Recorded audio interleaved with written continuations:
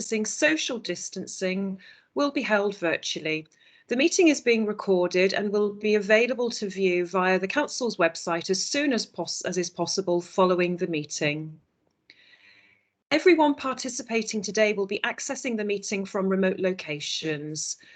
Please could everybody ensure that mobile phones are switched off or to silent mode.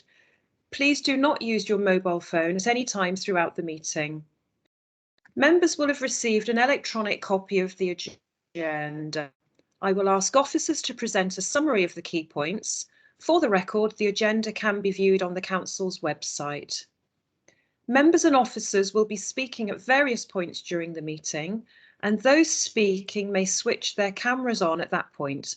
But I would ask that, with the exception of myself as chairperson, at all other times you keep your cameras and microphones switched off, as this will help to minimise any background noise and interference and to ensure the connection remains as stable as possible.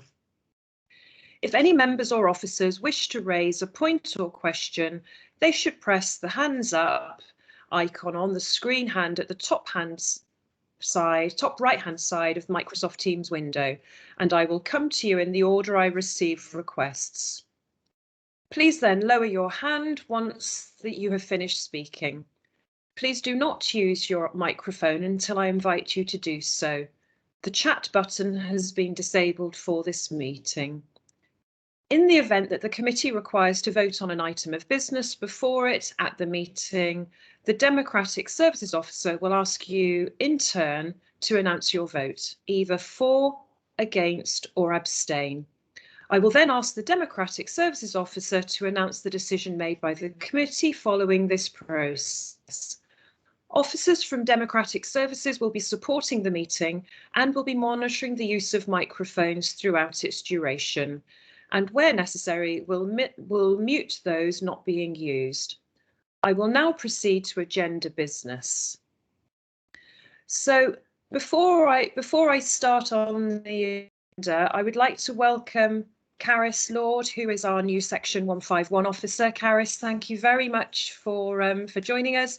I'm delighted that you are now in post. And I'm sure all of the committee look forward to working with you and for your support and guidance throughout the rest of our term and for any future for the future of the Governance and Audit Committee. So welcome, Caris. Thank you, Chair. Thank you. Paul, do you mind switching? Thank you, Paul. So moving to agenda item number 1, which is the election of the Vice Chairperson. Please could I have a nomination and second for somebody to be the Vice Chair? I'd just like to remind everybody that the only group who could not be nominated would be a councillor from the Labour group. So if I could ask for any nominations, please, for a Vice Chair. Thank you. Because just so that you're all aware, Councillor Elaine Venables, for personal reasons, has had to step down from the committee, and I would like to thank her for her involvement on the committee and wish her well for the future. So if I could ask for any nominations, please, for a Vice Chair.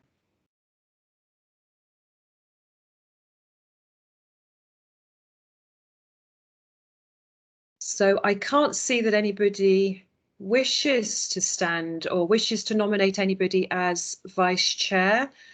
So I believe then, Mark, that we minute that, and in the event that I'm unable to chair a meeting, that we would, at that point, we would ask for or Democratic Services would ask for somebody to be nominated to chair that meeting. Is that correct? That's correct, Chair, and there is only one further meeting, I think, in this term of office in any event.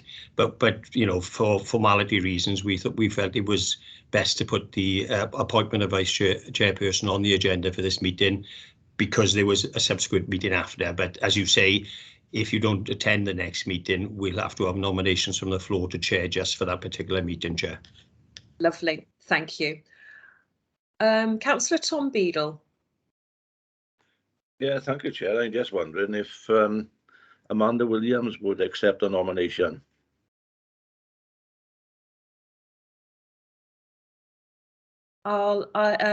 Councillor Amanda Williams, I know that you're already chairing a scrutiny meeting, so just want to ask whether you would accept the meeting as suggested by Councillor Tom Beadle. Hi. I would stand in for you as I've done in the past if required, but I mean, I personally would be happy with Councillor Tom Beadle or Councillor Cheryl Green as well to also do it. Okay, so Councillor Tom Beadle, Councillor Cheryl Green, would you like to accept it, or would you prefer to not? There's no pressure either way. I believe that we should just leave it until the next meeting, and which I would be happy to stand in for you, as I'm sure would Councillor Beadle, as he's experienced, and Councillor Amanda Williams. But I think appointing a formal vice chair at this moment in time, it is not necessary. Thank you. Yeah, I'm very happy with that. And Tom, I will just ask you as well, please. Yeah, sorry, Chair. Yes, I'm happy with that decision. I just Right. thought that for expedient that we nominate somebody today, but the chances are that we wouldn't need it for our next and final meeting. I'm not intending to not be at the next meeting, so it would only be if there were personal circumstances. But thank you all for that. So we'll move on to agenda item number 2, which is apologies for absence. I have received apologies from Councillor Richard Granville. Do we have any other apologies for absence, please? Councillor Amanda Williams. Can I firstly apologise that my computer, my internet is playing up, so you've been a bit breaking up. So if I disappear in the meeting, I will try and rejoin as soon as possible. But I do need to leave at 12 o'clock because I've got another important meeting this afternoon. Yeah, Thanks. okay, thank you. Councillor Tom Beadle, is that a legacy hand or yeah. I'm coming in, Chair, because I can't remove it. I'm clicking on it and it's not disappearing for some reason. Right, okay then. Oh, it's gone now. Paul Davis. Yes, Chair, thank you. Chair, I'm going to have to leave the meeting about 10:30, 11:15, unfortunately. Okay. Okay, thank you very much. Thank you. And so now moving on to agenda item number 3, declarations of interest. Has anybody got, oh, Mark, sorry, Mark Galvin. I think we've got apologies as well, Chair, from Councillor Altaf Hussain. Lovely. Thank you very much. Morning, Pam. Morning. Sorry I'm a little bit late. I've just been sending emails about defibs. Just apologies. I'll have to leave the meeting about 11:30. I've got a chiropractor appointment. So sorry about that. Thank you. Thank you. We'll try and whiz through as much as we can before people need to leave. But thank you very much, everybody. Okay. Thank you. Mark, you've still got your hand up.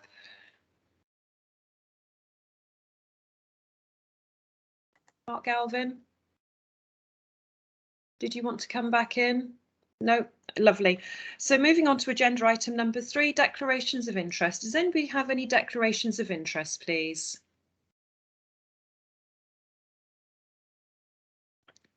No. Okay then. So agenda item number 4, approval of minutes. So if I could have a mover and seconder for the approval of minutes, please. I'm happy to move them. I'll second. Thank you. Thank you. Just one amendment that I have spotted before I ask for any other amendments is that the thanks that we gave to our interim chief officer, Jill Lewis, at the end of the last meeting has not been included. And I understand this is due to system issues with how the minutes were prepared. So I've asked if that could be minuted, please, that we did pass on our thanks to the interim chief officer at her last governance and audit meeting. Does anybody else have any other comments or amendments to the minutes, please? No. Okay then, so moving on to agenda item number 5, which is the Governance and Audit Action Record.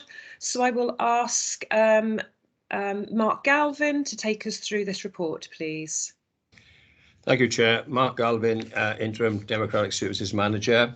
It's the usual report, members, the purpose of which is to provide the committee with an update on the Governance and Audit Committee Action Record. The action record, as at Appendix A of the report, been devised to assist the committee in tracking previous decisions it's made in the exercise of its functions and to follow up on these as appropriate. So without further ado, members, I take you to recommendation of the report at paragraph 9.1, which is to note the record and provide any comment upon this as appropriate. Thank you, Chair. Thank you very much, Mark. So if I could have a mover and a seconder, please. Move. Second. Thank you.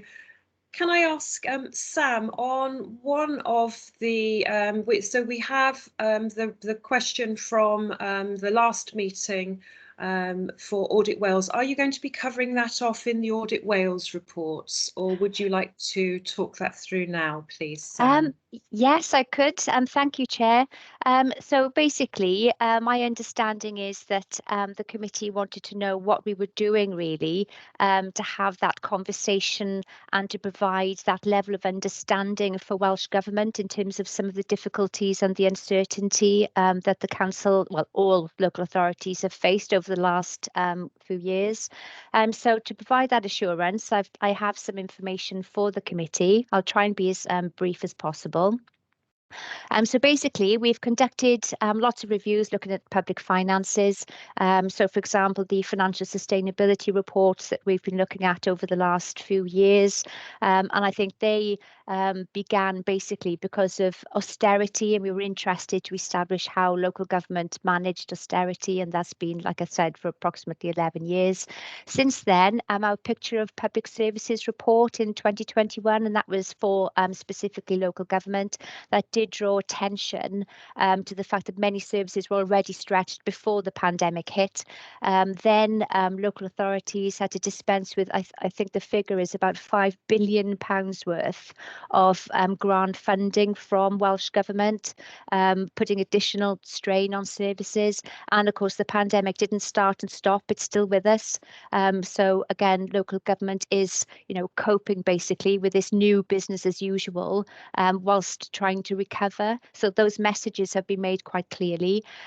Then for the committee to have some assurance that the Senedd's Public Accounts and Public Administration Committee later last year did pick up on some of these matters from our reports at an evidence meeting with the Welsh Government. So, these are very high up in terms of status at that level.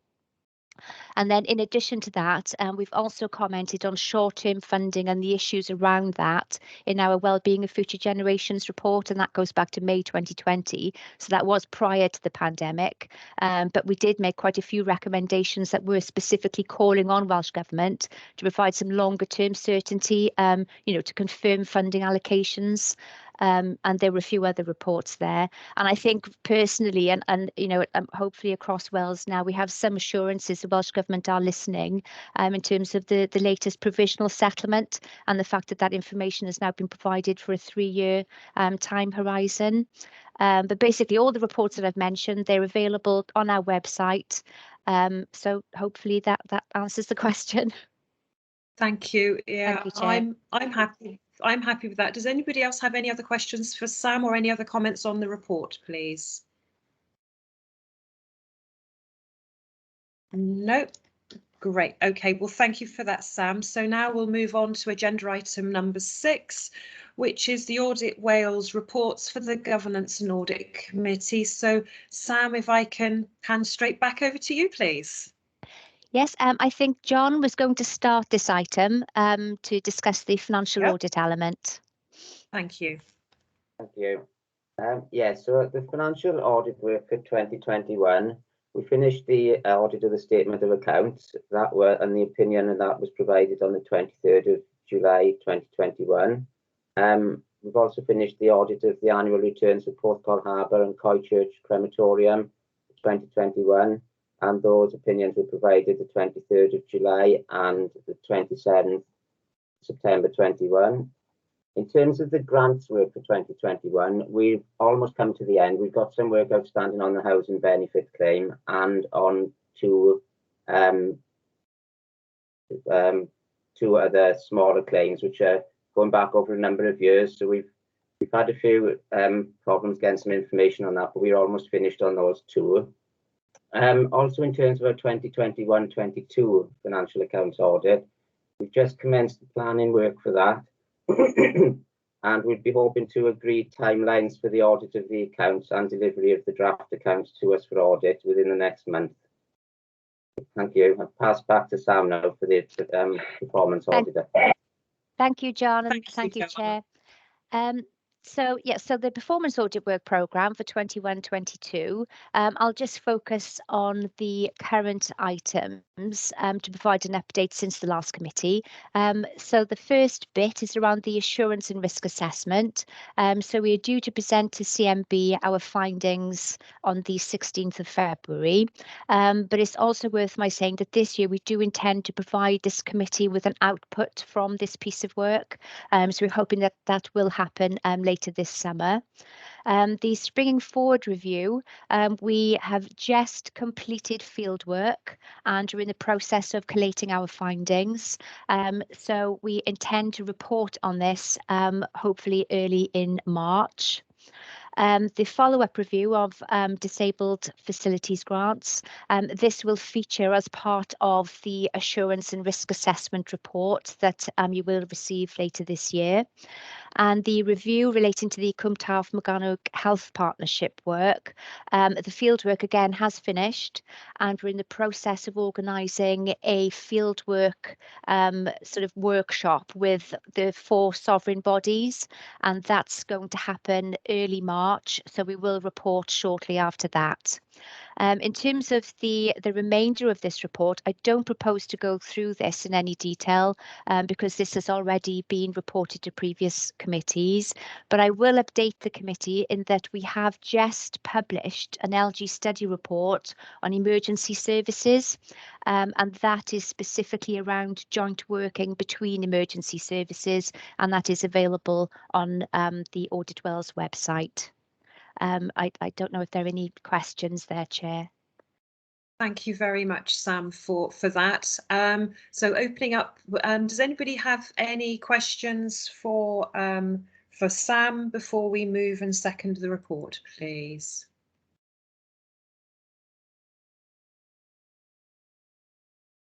No. So if I could have then, Mrs. Lewis, or Councillor Janice Lewis, sorry. Thank you, Chair. Just one little thing, going back to the item with working together with Cwm Taf. I note, and this is sort of progressing on, that in the audit summary, there is a projected increase in the population of 7.5%. Will they at any time then, during this collaboration, looking at the increase of beds, etc., because of the increase in the population? Because apparently it's 34.4% in the age of 65 and over. Thank you. Sorry, Chair. Thank you very much. Thank you. Thank you. Just to say that this piece of work is quite a high level review looking at arrangements. I think what has happened is, as an organisation, Audit Wales appreciated that it really needed to get to grips with the governance arrangements within the regional partnership boards. So this is an example where we're trying to involve all partners within the region to establish how well they're working together and to establish how well those governance arrangements are bedding in. So we haven't delved into that level of detail, but we do note your concern and observation. Thank you. And Councillor Janice, is that enough, or did you want to come back before I bring in Councillor Cheryl Green? No, that's fine. Thank you very much, Chair, and thank you. Thank you. Councillor Cheryl Green, please. Just a comment, Chair, on Appendix B, page 33, the council makeup. I sit in the group of the Independent Alliance, but I sit as a Liberal Democrat. That's how I was elected, and I've continued to sit with it. I am not an independent. Okay, thank you, Councillor Green. Don't know if that could be amended, Sam, on future reports, please. Thank you. So, well, thank you. I can't see any other comments, so could I have a mover and seconder for the report, please? Oh, Yeah. Councillor Green, did you want to come back in? Apologies, Chair. Okay, so a mover and a seconder, please, for the report, for Happy us to to have move. noted it. Thank you. Second. Thank you very much. Thank you, Sam. So thank you for the report to Sam and John. So thank you. So moving forward then on agenda item number 7, which is the progress against the internal audit plan. And I will ask Mark and Joan to take us through, or Joan to take us through this report, please. Okay, thank you, Chair.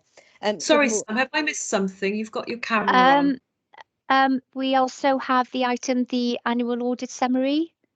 Oh, I'm so sorry. Sorry, apologies. I think I did that not last time, time before. I do apologise. Because I'm looking at the other screen, I'm scrolling down, so apologies, Sam. It's not easy. I don't have a dual function either, so okay. Should I make a start, Chair? Please do, please do. Okay, I'll be very brief. So basically this is our annual audit summary report. And as it says on the tin, it summarises the work completed by financial audit and performance audit during 2021. And it also provides a summary of the planned work for 21-22 as described in the previous item. But this is a bit different in that we are trying to present the information in a bit more of a user-friendly way. And with that in mind, we've included that contextual information around local democracy, some comparative data on spend and socioeconomic stats and the population simply for the reader, for the resident of Bridgend. And then in terms of our work programme, I think everybody knows that this particular audit year was at the height of the pandemic, when the council faced those unprecedented issues in terms of demands and managing change. So we actually suspended our performance audit work for a while during this period. And during that time, we used our resource to try and support local government by sharing learning in terms of how individual authorities were trying to adapt, to share the information to obviously to support change and to manage the pandemic and the crisis. And on the back of that, we published a national report on arrangements around the supply of PPE and the rollout of the vaccination programme. And again, I think those links are available in the previous item. But then the rest of the report is simply content, that the committee is should be familiar with because we've already provided it through previous updates. So, like I said, I don't intend to go through this item in any further detail and happy to take any questions, Chair. Thank you. So again, any questions on this part of the report for Sam, please?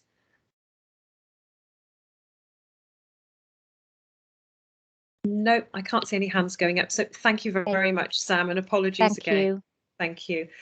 So we're now moving on to agenda item number 7. So I'll bring Joan in for the progress against the internal audit plan, please. Thank you, Chair. Good morning. I'm Joan Davis, Deputy Head of the Regional Internal Audit Service. I'd like to talk you through the progress that has been made against the internal audit plan.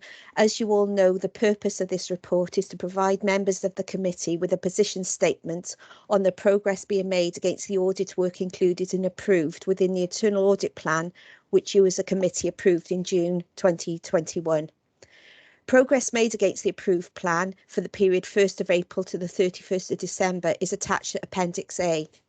You are familiar with this format, which details the status of each planned review and the audit opinion and the number of high, medium and low priority recommendations that have been made to improve the control environment.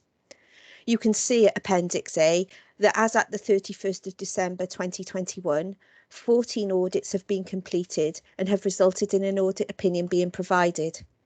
A further audit has been completed, and at this time the draft report had been issued and feedback was awaited from the service department. A total of 12 audits are currently ongoing and a further 13 have been allocated. So based on the assessment of the strengths and weaknesses of the areas examined, through the testing, the effectiveness of the internal control environment, an audit opinion of substantial assurance has been given to 3 completed audits and an opinion of reasonable assurance to 11 completed audits. Appendix A also identifies that 25 medium priority and 32 low priority recommendations have been made to improve the control environment. The implementation of these recommendations are monitored to ensure that progress is being made. Also illustrated in Appendix A, there are some items included on the plan that have yet to be allocated. Some of these, such as project management and GDPR, will be covered within the scope of other audits to allow some assurance to be given. In addition, service areas are under pressure, so 2 planned audits, which were the Employee Code of Conduct and Performance Management, have been deferred by agreement but will be picked up in the next financial year. Any audits that remain unallocated by the year end will be included within the risk assessment process for the 22-23 audit plan. However, despite the fact that some audit areas may not be covered by the year end, it is felt that there will be enough coverage for the head of internal audit to provide an audit opinion on the adequacy and effectiveness of the Council's framework for governance, risk management and internal control for 2021-22. I'm happy to take any questions. Thank you very much for that, Joan. So before we move on to questions, can I ask for a mover and seconder for us to have noted the report, please? Happy to move. Thank you. Second. Lovely, thank you very much. And so first person to ask any questions, Mrs. Williams, please. Thank you, Chair. I just wanted to ask Joan about in terms of the coverage and the position regarding, the ongoing status of certain of the reviews. I haven't got my papers in front of me, so bear with me. I'm dealing from notes here on this, but I think I'm fairly comprehensive with that. I just noticed that in the Social Services Directorate, I looked across the directorates to see the position more, just generally in terms of the position of the reviews. And I noticed that out of the 7 reviews in that directorate, 3 haven't been allocated yet, and none of them, as far as I could see, are completed. I just wondered if you could give us a bit of more information on the overall position of those reviews. Are there any almost completed? Are the 3 not allocated likely to be allocated before the end of the year? Because that directorate doesn't seem to have, we don't seem to have any, conclusions really on your work in social services. Thank you. Thank you. Can I come in there, Chair? Oh, please do, Joan. Yeah, Thank okay. you. Thank you, Mrs. Williams. Yes, you are right. There is nothing completed yet within social services. This is partly because obviously, as we're aware, social services has been under intense pressure due to the pandemic, and therefore it was decided at the start of this financial year to give them some breathing space and keep a watching brief, and also take assurance from other external assessments that go on there. So we have intentionally backed off initially. As you can see, we have started a piece of work within that directorate in respect of direct payment. So that has actually started. And there are other 3 pieces of work that we have allocated. 2 pieces of work that we have allocated. We are in discussion with the Director of Social Services to try and come to some agreement of how we can approach these, because obviously we are mindful of the effect on officers and the stress and the amount of pressure that they're under at this time. The Director of Social Services does understand where we're coming from and does understand that we do need to do some work. So as I said, we are in some dialogue with them. I know for sure that we won't be doing any work this financial year on Wikis. That's partly due because there are wider issues going on with that system. So we will not be looking at that in this financial year. But as I've said previously, anything we don't look at will be taken into account in our risk assessment moving forward for next year's plan. And similarly, because of our own internal resource and the fact that we aren't fully staffed at the minute, we've made a decision at this point in time that we won't be doing anything in prevention and well-being in respect of the Halo and Alwyn areas. But again, that will be considered moving forward for the 22-23 plan. I don't know, Mark has got anything else to add with that answer. Yeah, no, that's a very comprehensive answer, John, and I think is a valid point for Mrs. Williams to raise, actually. But it's not peculiar to Bridgend. It's something that we find in across all the 4 authorities. The social services in particular are under significant pressure as a result of COVID and the pandemic, and we are very mindful of that. And we've had discussions across the 4 authorities around what audits we need to do and what can be held back for next year. So we are very mindful of it. We've got a job to do, but we also got to be mindful of, you know, the prime purpose of those service areas and what they need to do as well. So it is a balancing act, but I think we are just about managing that balancing act. But you know, going forward, I hope next year we should be able to get to a point that we could be back to business as usual, all being well. Thank you, thank you for that, both Joan and Mark. Mrs. Williams, did you want to come back? No, that's okay, Chair. Thank you both very much indeed for your responses. Thank you. And then Councillor Amanda Williams. Thanks very much. I've got 2 questions. First one is, part of the audits you're undertaking, is it within your remit to also look at COVID and how directorates have handled, you're talking about social services for an example, how they've managed with COVID, particularly in any of our homes or any of our facilities that we have? Is that something that falls under the remit of audit? Because there's a lack of anything really linked to COVID in their only financial reviews. It's quite heavy on finances, your work you're looking at. So I was wondering if you also look at all of the rest of it as well, because obviously COVID has been a big impact the last 2 years, and there's not much in there reviewing how the authority has dealt with COVID on a personal basis rather than a financial basis. That's the first question, please. Okay, if I can answer that then. Yes, you are right. Obviously, COVID has a huge impact. We haven't identified it specifically in this plan. However, we do take into account the effect that COVID may or may not have had in respect of the processes and the procedures, and whether it be staff resources or they working from home has changed processes and procedures, remote working has possibly changed the way people do things. So when we scope out and undertake an audit, we take into account the changes that have been made due to COVID, and therefore we are examining and providing assurance that those changes haven't had any negative impact on the controls.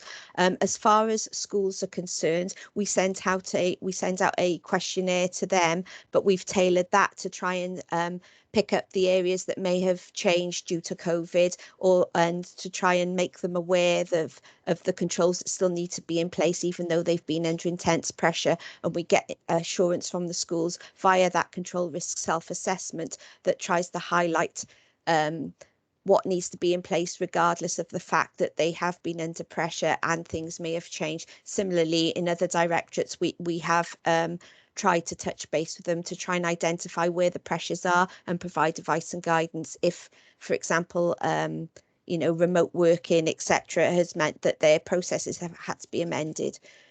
Does that answer your question? Yes, it was just more of, particularly social services is more difficult because there's a lot, particularly if you're looking at children, it's more, it's confidential. So I just wondered if you play a part in this as an audit committee, whether you look at those certain areas particularly the elderly care as well, and just making sure that they haven't been left out in all of this. I think it's probably fair to say, sorry, Chair, it's okay if I Yes, if I please continue do, as well. Mark. Yeah, please do, Mark. I think it's probably say, we haven't been out to any establishments, for example, or homes for the elderly or schools, perhaps for obvious reasons, really, particularly in the risks of sort of bringing infection in and so on and so forth. So we haven't done that in the last few years.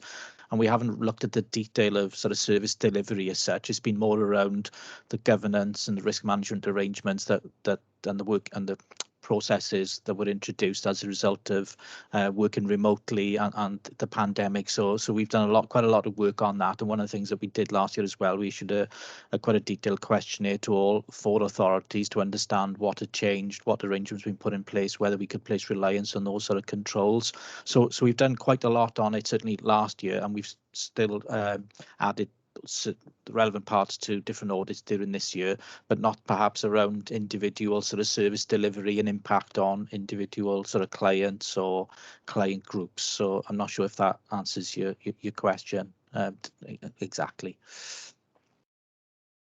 No, that's fine. Yeah, that's fine. Thanks. I just wondered, because it was more finance based, a lot of it, just making sure that we are also looking at the human aspect of COVID as well, to make sure that we're happy and content. Can I ask my other question? Yes, please. You had a second question. Yeah. Okay. It was just, I don't know whether this is for this report or for the forward work programme, so apologies, but we had an email sent out this week from our chief executive with regards to our bed. Now, that's not on the forward work programme or this report. So I was wondering if that's all concluded now, because apparently there was a report that's been released through the local authority online this week.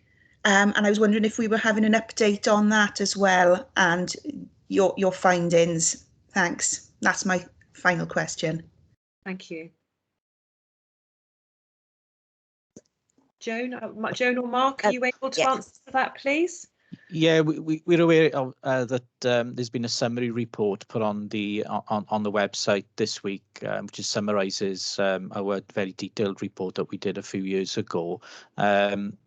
There's lots of legal issues and complications relating to the information and so on and so forth. And we've had some more recent questions around what we did at the time and what we've done prior to that and subsequently. It was I think it was a year ago actually that we presented a report giving assurance on other audits that we'd undertaken in relation to externally funded schemes and so on and so forth. But in terms of bringing forward something to a future committee, we can certainly look at that. We just have to be mindful is what we're able to put in the public domain. That's the sort of difficulty given the background to it. So perhaps what I would suggest, Chair, that we can have conversations internally and bring what we can to a future committee, if that's okay.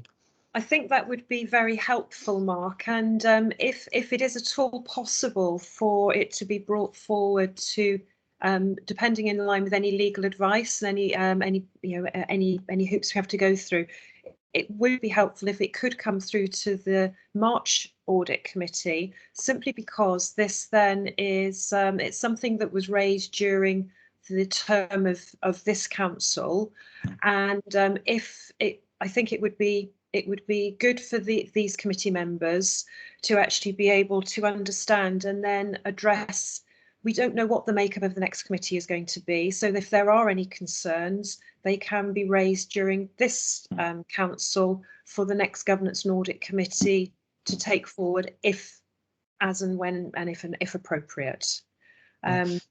Yeah, certainly we can have. If that is possible, if we could have a conversation, and if you once you've got your advice. Yeah, certainly we can have those conversations, and obviously, as I said, we did bring a report a year ago on other related or similar types of schemes when we were able to give assurance on those arrangements at that time. So yeah, so certainly we can have those conversations and see what we can bring back to the next meeting. Thank you very much, Mark. Amanda, did you have anything else that you would like to ask on that? Are you happy with that? No, that's great. It's just because it hadn't come to audit, but it had gone out online instead. And so a lot of members probably haven't seen this. And I thought just because the police aren't investigating, it seems like it can now be in the public domain. So we should be able to have all this information. Thanks. So I'm happy with that. Thanks. Lovely. Mrs. Williams, you still have your hand up. I don't know if it's a legacy hand or if you have another question.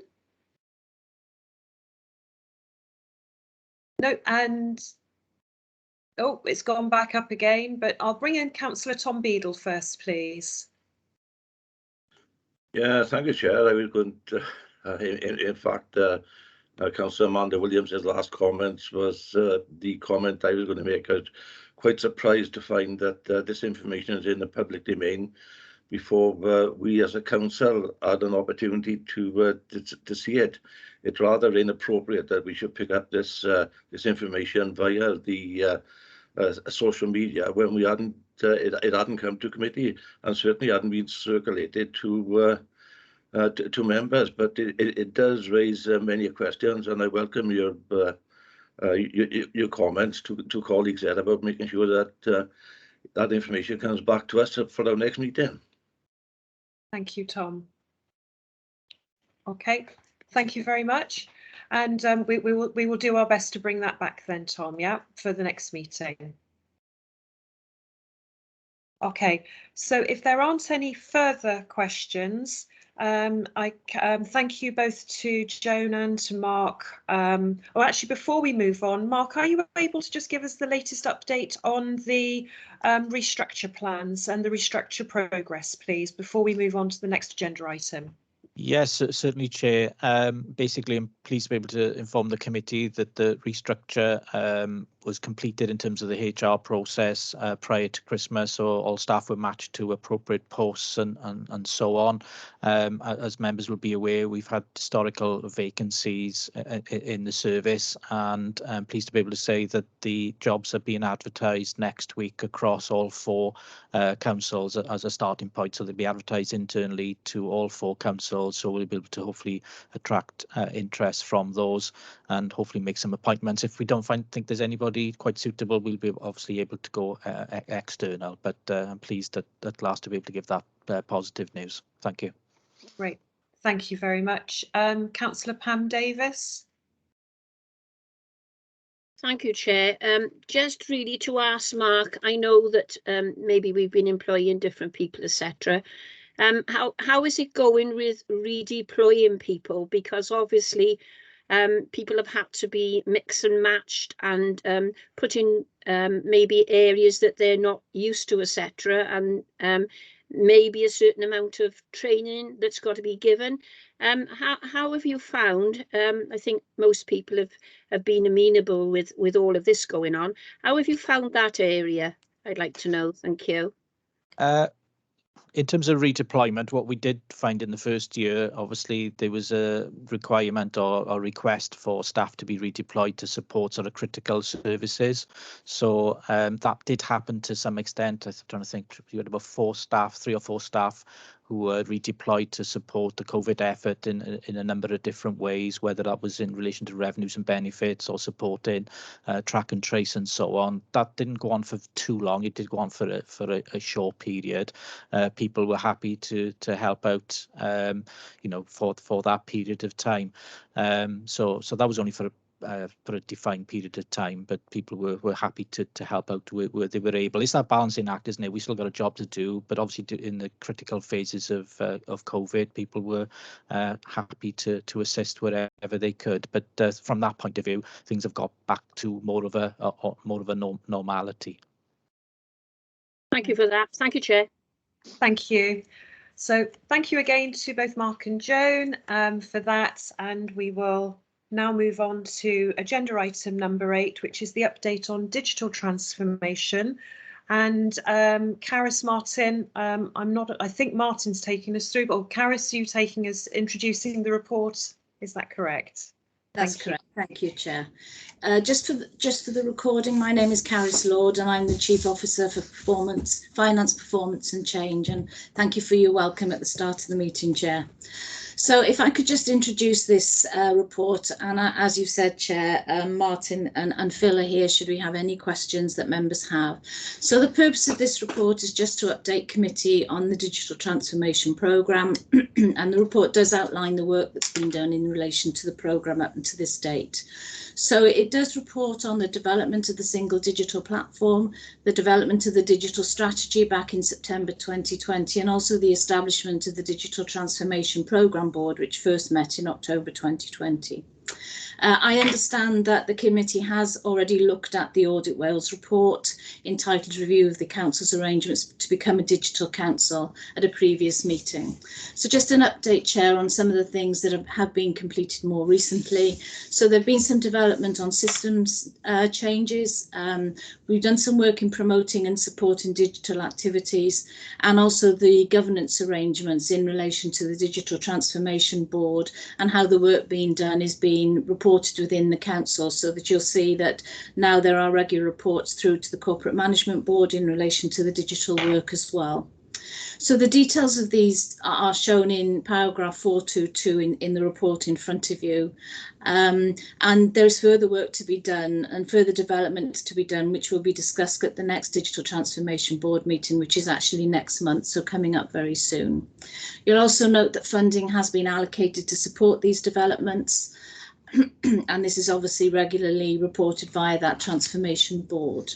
So if I may, Chair, just take you to the recommendation, which is that the Governance and Audit Committee consider this report, acknowledge the work completed to date, and note the planned actions to continue to support and deliver digital transformation across the Council. Thank you very much, Caris. Thank you for the report. So if I could have, before I open up for questions, if I could have a mover and a seconder, please, for the recommendation. Move. Yeah. Second. Thank you very much. And Mrs. Williams, I can see you have a question for Caris or Martin. Thank you, Chair. Yes, I have a question and I then have a suggestion, if I may. Yep.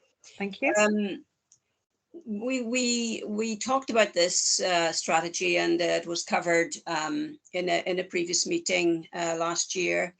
And the proposals that Audit Wales made were discussed or were certainly mentioned then.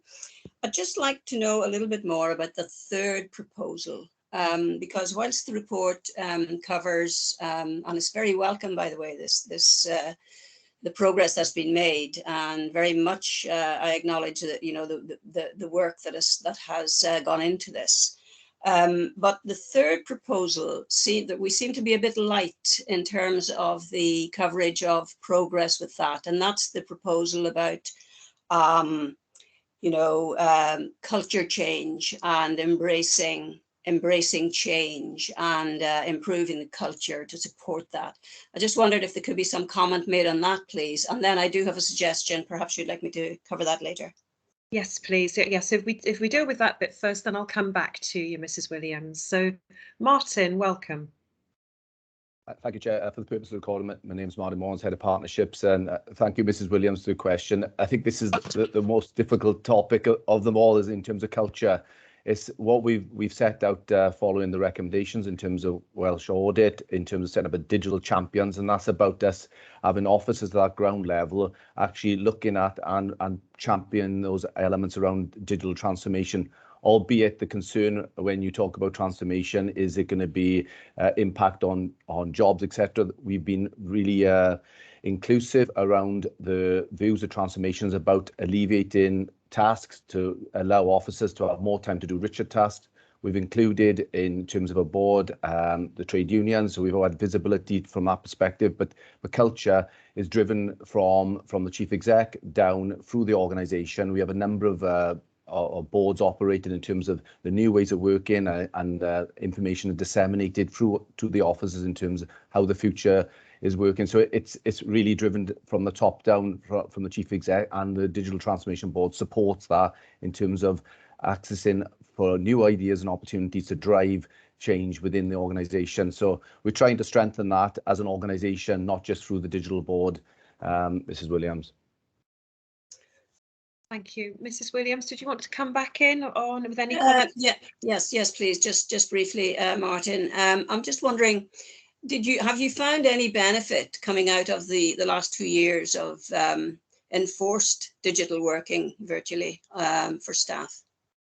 I think Mrs. Williams has been quite an interesting journey for us, and it is not really captured in the digital strategy. It's one of the points that the audit picked up in terms of how we've how the organisation has benefited us or moved through the COVID-19 challenges we had. If I look back pre-lockdown, we had on average around about 10 to 30 officers potentially on a daily basis accessing our network remotely.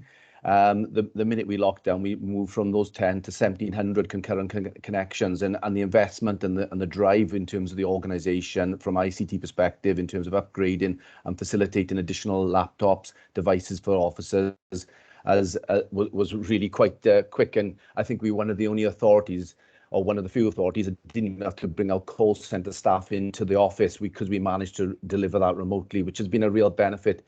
I think when we've gone out in terms of staff surveys, etc., there's a significant benefit in terms of being able to have that flexibility to work. And I think that's resonating with a number of boards led by the chief exec in terms of what the new way of working is going to look like in terms of the hybrid approach, allowing officers to have the opportunity to work remotely, but also have that opportunity to collaboratively work. So we're learning all the time. So I think it's been some really significant benefit. And if I can look at one digital entity, prior to the pandemic, we went live on our homelessness presentation system, being online.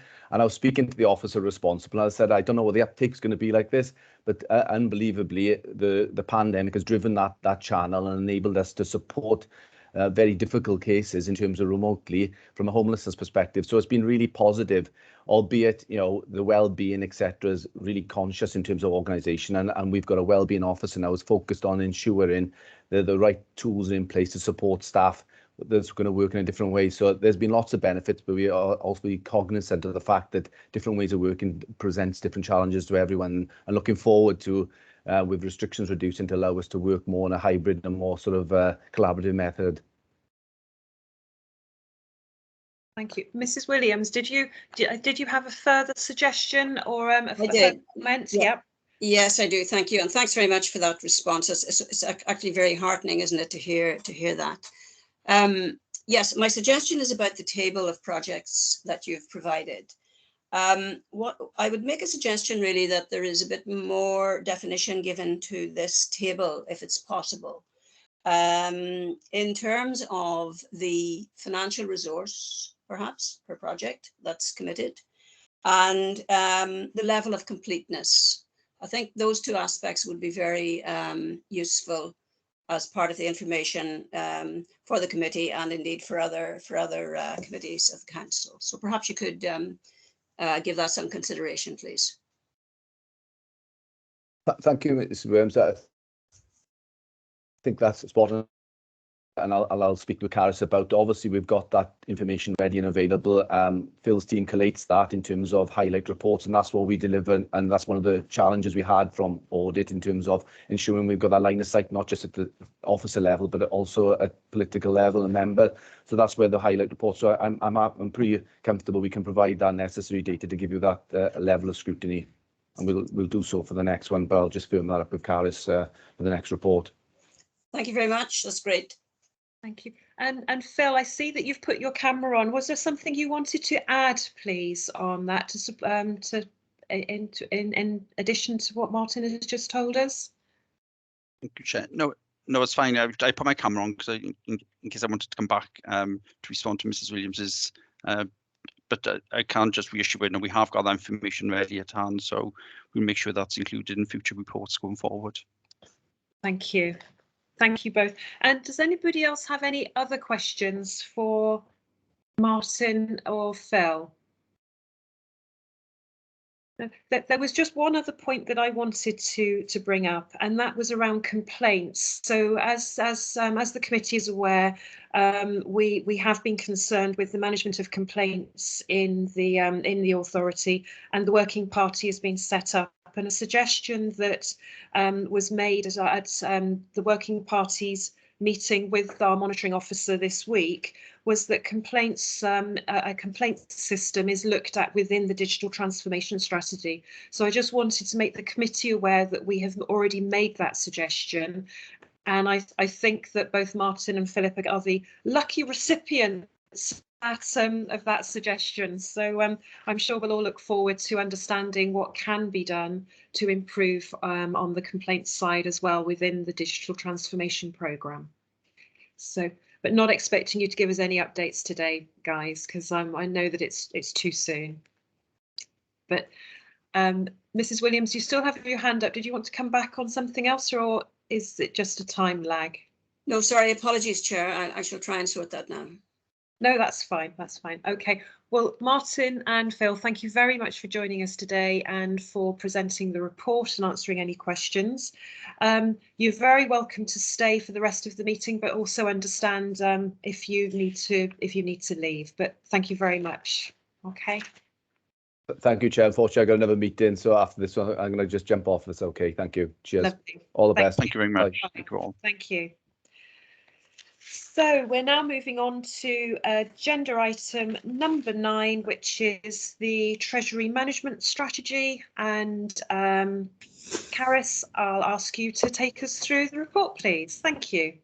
Okay, thank you, Chair.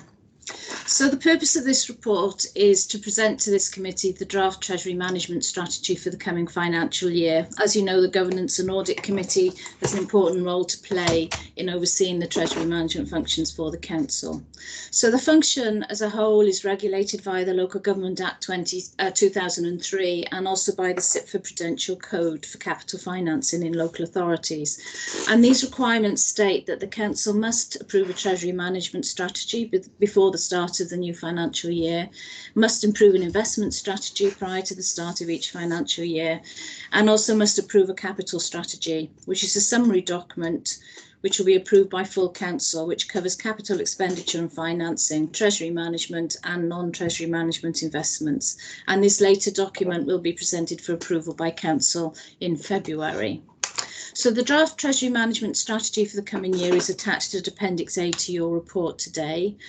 It does reflect the current economic context, which includes the ongoing impact of the pandemic, together with the higher inflation rates and higher interest rates than we had at this time last year. So in summary, our long-term debt position is included in the paper, and currently the Council holds £96.8 million of debt. We've been able to use reserves to support capital financing in recent years. However, I'm sure committee have been told this before, this is a short-term position, and as reserves are used and cash balances are reduced, then it may be necessary to borrow. And obviously we will continue to closely monitor this position through the coming year. I do need to bring committee's attention to a change in the guidance from CIPFA when they published the new edition of the Prudential Code back in December 2021. And in order to comply with this code, a local authority must not borrow to invest primarily for financial return, which is a change in the borrowing requirements. Given that the investment and borrowing requirement to support our capital programme and the need to do it, the Council does not intend to invest purely for financial return.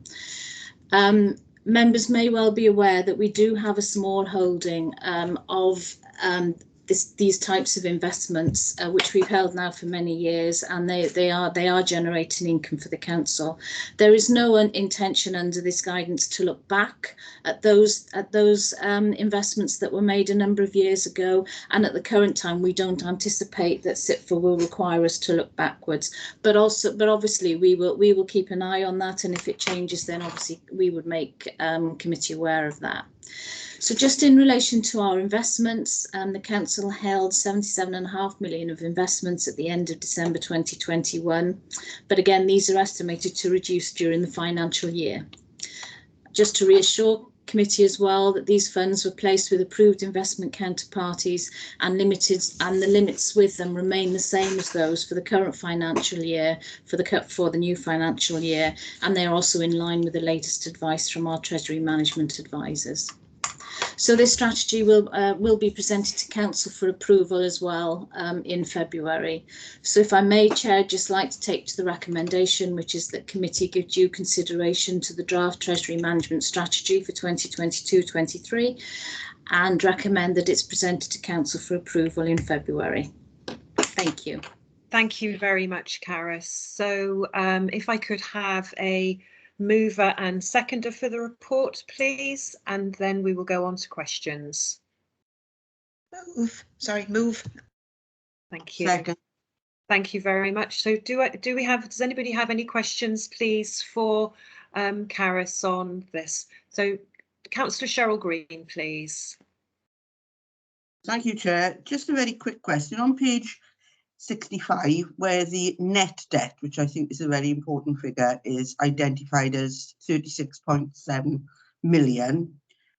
Could I have an indication as to how that equates to this time last year, and approximately what type of position on an all Wales basis would that place Bridgend, given, you know, levels of precept, etc., and our income?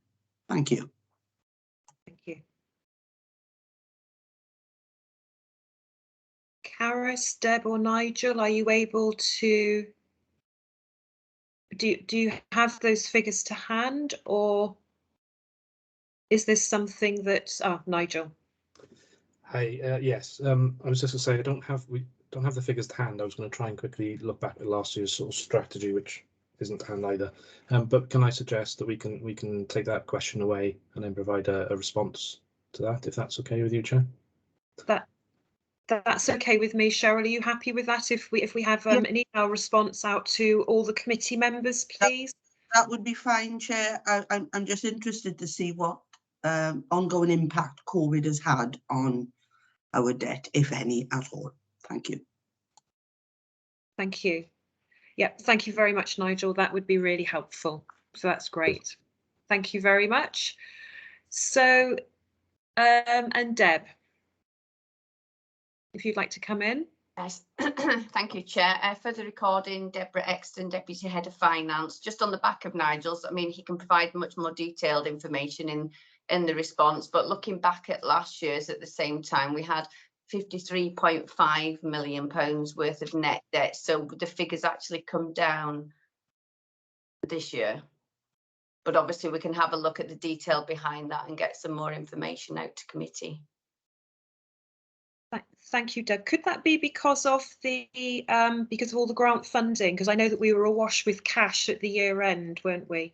Is it and so but that would be an explanation that you'd be able to. It could be. I wouldn't want to speculate just looking at the figures like that. But obviously we can provide some narrative when we provide the responses to what the differential relates to.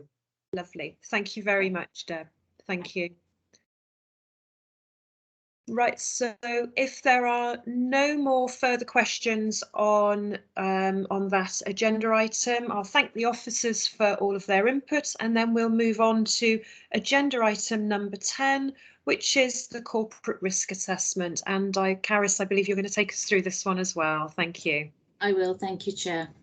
So the purpose of this report is to provide committee with an updated corporate risk assessment for the coming financial year, also the risk management policy, and to provide some update in relation to these. So the corporate risk assessment is attached for you in Appendix A, and the assessment identifies the main risks faced by the council, together with the actions being taken to mitigate those risks. There are currently 12 risks on the corporate risk register, of which 7 are scored as high risk, 4 are scored as medium, and 1 is scored as a low risk. There are no new risks added to this assessment since the last time that committee considered this. However, the risks have been renumbered as requested in a recent internal audit report, and issues in relation to the climate emergency and safeguarding have been updated to reflect the current position. At Appendix B, there's an amended version of the corporate risk management policy for information. It's been, the document reflects the new internal risk management guidance document, which has also recently been approved. This has been shared at corporate management team and is currently being discussed at a directorate management team level across the local authority. The staff who've supported this particular work are visiting all of the directorate management teams and talking through the issues, ensure that they understand them and ensure that they are recording properly issues in relation to risk. The report does mention issues with regard to near misses, which I understand has been discussed at this committee before.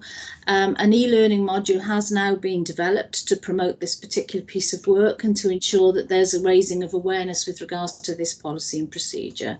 And the rollout of this module is now due to take place in the coming months. Training will be available for anyone to access very soon. And again, we've written to all directorates asking them which of their staff need this training to ensure that we can highlight it to appropriate staff so that it is rolled out right across the authority.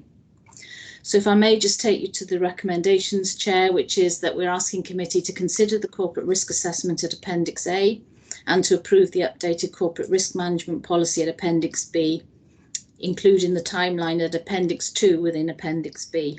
It's a mouthful. Okay, thank you, Chair. Thank you very much, Cara. So if I could have a mover and a seconder to the report before we open up for questions, please. Move. A second. Just a seconder, please. Second, Chair. Thank you. I can see that Councillor Amanda Williams, you'd like to ask some questions on the report, please. Yes, please. Thanks. It was just, I know in the past I've raised concerns about certain issues, and it's this corporate risk register hasn't changed since the last time it was brought to us. But as members, if we refer something that we think from the community is a significant risk, how does that firstly go on to the risk register? And the event I'm talking about is there's an issue at the moment with regards to school car parks, and a number have been closed because they're deemed as not safe. These are new builds. I know myself and the chair have been through this, and we've met in the past with numerous officers, but it's now got to the stage, I believe, where some schools with it's made the news, it's made the radio. You've got residents now barricading streets to prevent people driving down there to drop their children off because a number of the new builds have been closed. And my concern there, that I think it should be a corporate risk. Now, I did raise this with the chief executive and the leader as well, but I hadn't had anything back. Is health and safety exec are also involved, and they've said that we shouldn't be allowing children onto site with vehicles at school pickup and drop off, particularly after the death of the boy in my stake. And so all of these new builds have been shut down, these rightly, to prevent any incidents. But it's because there've been potential near misses, which we're referring to in this report.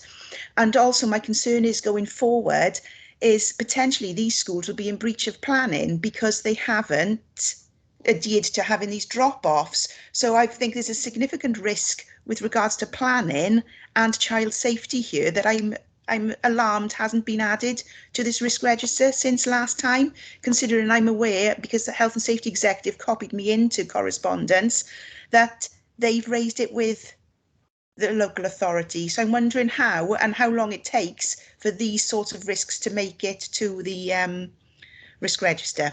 Thanks. Thank you, Amanda. So, Caris. Yes, if you'd like me to come in there, Chair. First of all, I mean, your first issue raised, Amanda Williams, about how do things get onto the risk register.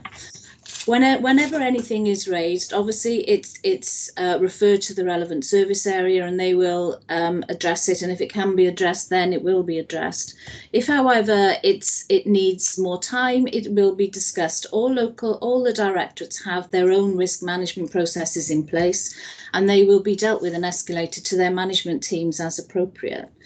Now, what they will do is look at the risk. They will assess it in accordance with the policy that you have here to determine the risk, and also the actions that they can take to mitigate that risk. And that risk will sit with the directorate.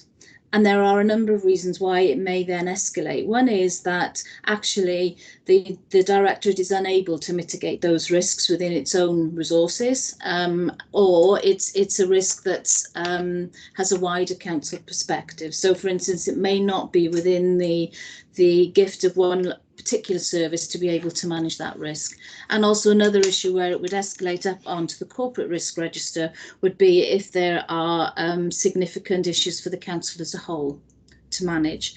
Now, in relation to, so I suppose the short answer to that is most risks will be managed at a directorate level unless there are reasons why they cannot be, or there is a corporate significance attached to that particular risk. In the one that you just outlined, Councillor Williams, that issue has been discussed at corporate management team, I can assure you of that, and a lot of work has been going on across education and the community services directorate to try and address those issues, and the service directorate, by that I mean education, has been looking at it, and up until recently we're managing that risk. I think with regards to the recent coverage that's been this week in relation to this has obviously happened since we updated this risk register last time. But certainly it is being dealt with now across the authority as an issue that we need to be looking at. So I would suggest to you some of this may be a timing issue with regards to why it's not on the risk register that you're looking at this morning. But I can take that away and get more information for you if that would be helpful. Does that answer your query? Yes, please. I think that I would be grateful, because I was alarmed to see that there's fights now going on in the public and it's making all the media, and we're again not only if we're watching the media or if we're reading the paper, we're picking up on this again. Thanks. Yeah. Thank you, Caris. Thank you. Amanda, did you have any other questions, or was that the one? No, not on this report. Thank you. Thank you. And so, Mrs. Williams, if I could ask you, please. Thank you, Chair. My question is about as well the fact that there's no change on this register from when we last looked at it in November, I think. I could be wrong, it might have been the previous meeting, but in any case, it hasn't changed. The evaluation scores haven't changed at all. So is the reason for that there hasn't actually been a fresh update of conclusions about the evaluation of these risks? Because it's not really credible that there's been no change whatsoever, in the evaluation scores, because that would mean that the planned actions had absolutely no effect and that there wasn't any change in the risks whatsoever, which I find difficult to understand. So I was assuming that this report, this register, sorry, is just, an update in terms of format, and we have a new numbering system and an item added for the climate emergency point, and those are the only changes, and that we're getting it just to, to receive those changes, presentational changes, and also, of course, to look at to accept the policy and the strategy. Am I correct? If I could just comment on something before Caris comes in. I know that there have been some changes to at least one of the scores, because I have a question on that, and some of the wording. But Caris, if you want to come in, please. Yeah, yes, certainly, Chair. I mean, thank you for your question, Mrs. Williams. I mean, I can confirm that it has been updated. I mean, some of it is narrative changes, as you've already pointed out. It has been discussed at the Corporate Management Board. There is more information in there in relation to some of the risks than there was when you last saw it in November. The evaluation scores were looked at. And it was a decision not that they didn't need changing, and that the level of risk in relation to those being reported in the risk register remains the same. But I can assure you that it has been reviewed at corporate management team. Mrs. Williams, did you want to come back? No, thank you, Chair. Okay.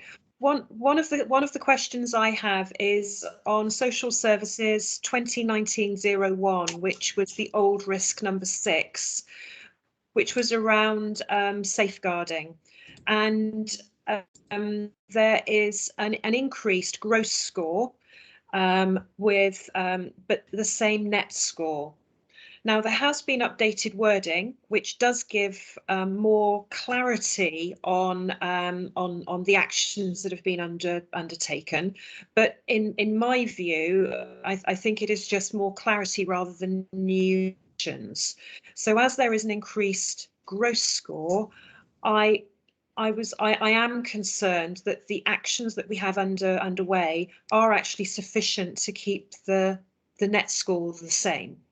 So if what I would ask is, unless you have any information today, Caris, whether that could be looked at and an update provided, please, because that to me was one change that I really didn't understand. Well, I understand why the gross score has gone up because of the social services pressures, but I don't understand why the net score hasn't gone up to reflect that as well with the actions that are underway. Yeah.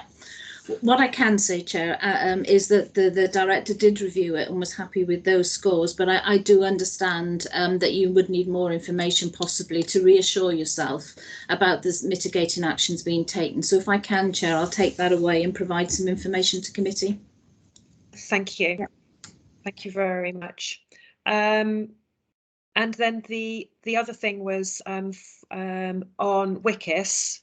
So again, that one hasn't changed. So it would appear that it could be moving into BAU, but I think there's an update to the committee. That's Social Services 2021-0116. So but I think there is an update for the committee, Caris, on that. Is there on Wikis? Yes, Chair. I mean, certainly we wouldn't be recommending at the current time that moves to business as usual. Since this narrative was updated, the services again started to experience significant issues with regard to the use of that system. One thing I can reassure committee is this has now been escalated to a very high level, so it's not just Bridgend, it's being dealt with on an all Wales level, and actually Martin, who was up earlier, is on that group and is feeding back for Bridgend and also informing the decisions.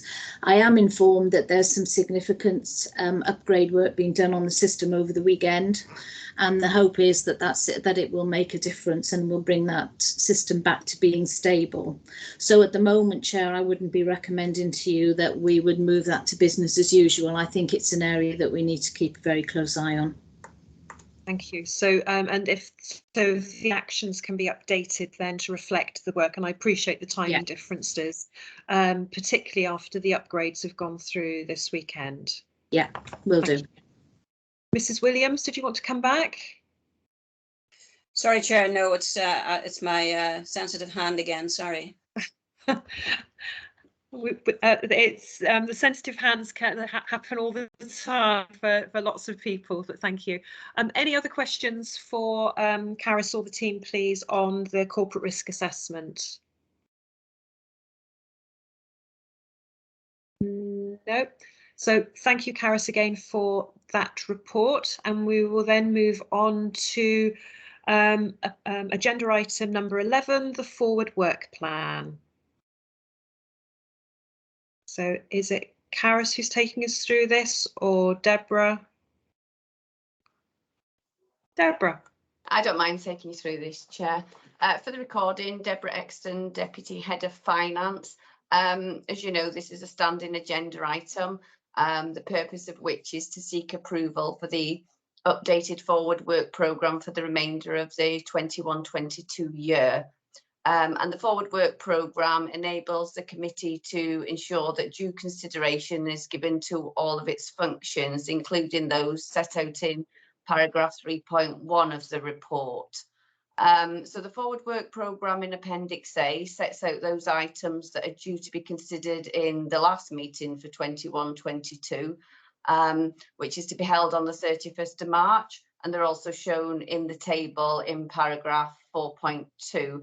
And we mentioned earlier potentially another report on RBED, but obviously subject to any internal discussions about that. So members are asked to endorse the schedule, consider if there's anybody else that you would like to invite to the meeting to discuss any of the agenda items, and determine whether or not there are any additional items you may wish to consider.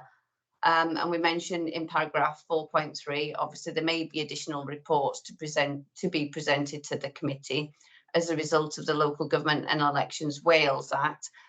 We will add these to the forward work programme as necessary, but they're more likely to fall in the next forward work programme for May onwards, I would say now, because obviously we've not got anything due to come to the March meeting. So just taking you to the recommendations, and that is for members to approve the updated forward work programme. Thank you. Thank you. Thank you, Deb. So if I could have a mover and seconder for the report, please, and then any questions and suggestions for other items. Move. Oh, second then. Thank you. So Amanda, you've got your hand up. Yes, please. It was just to clarify. So the ticks are to say that they are coming in the 31st of March, but on the report it says others at the bottom, complaints process. So that's coming in March. But then there's nothing for digital transformation, disabled facilities grants, and annual self-evaluation report, because everything else says quarterly or annually. I just want to make sure what the timelines are for them, because I think I read somewhere that the digital transformation is on for November 2022. So I'm just wondering to make sure those get picked up. Not digital transformation, sorry, disabled facilities grant was supposed to be in November 2022, to make sure those dates are in there and they don't get lost, because obviously disabled facilities grants are quite important to a lot of people, and with COVID we've seen significant delays anyway. So I just wondered why some of those were blank with no ticks either. Thanks. Okay, thank you, Councillor Williams. Yeah, this is part of a bigger spreadsheet then, which we've kind of shrunk as we've gone through the year. We get into the last meeting of this year, so it is only a 1 year forward work programme. What we will do at the next meeting in March is bring a new forward work programme going forward for the 22-23 year, and that will include obviously a lot more meeting dates in there, so the full year of meeting dates once they've been approved by council in May. And obviously then in terms of the reports which will come to those meetings, what I perhaps could do for those at the bottom, because they're more ad hoc meetings, they don't come on a specific date, or they're not scheduled for quarterly or annually. So some of these are as committee request them. The disabled facilities grant is actually due to come back in June 2022. So on the forward work programme coming in March for the next period, that will be on there. So but I could put ad hoc against some of those, because they're not at particular points of the year as some of the others are, if that helps. Thanks. Yeah, great. Any other questions for Deb? The one request I would have is that under the local elections bill, it's really for interest for current members of the Governance and Audit Committee, and again just so that we have an understanding of what will be happening, would be for an update on any recruitment for lay members, just to understand how that process is progressing, just at the next committee, whether there have been any interviews or just the timelines. So understand again sensitivities, but if there was anything that could be shared with the committee for the next meeting, I think that would be helpful. Okay, I think Caris and Mark are involved in that, so I'll let them obviously respond to that and provide any update when they can. Lovely, that's great. Thank you very much, Deb. So thank you very much. And as there are no further questions, and I haven't been advised of any urgent items, I'd like to thank all officers and representatives from Audit Wales and councillors for their participation in today's meeting, and wish you all a very happy weekend. And thank you all. And meeting is now closed at 10:54. Thank you, everybody. Thank Thank you, Chair. Thank you very much. Chair, and everyone else. Thank you. Bye. Thank you. Bye. Bye. Bye. Bye. Bye.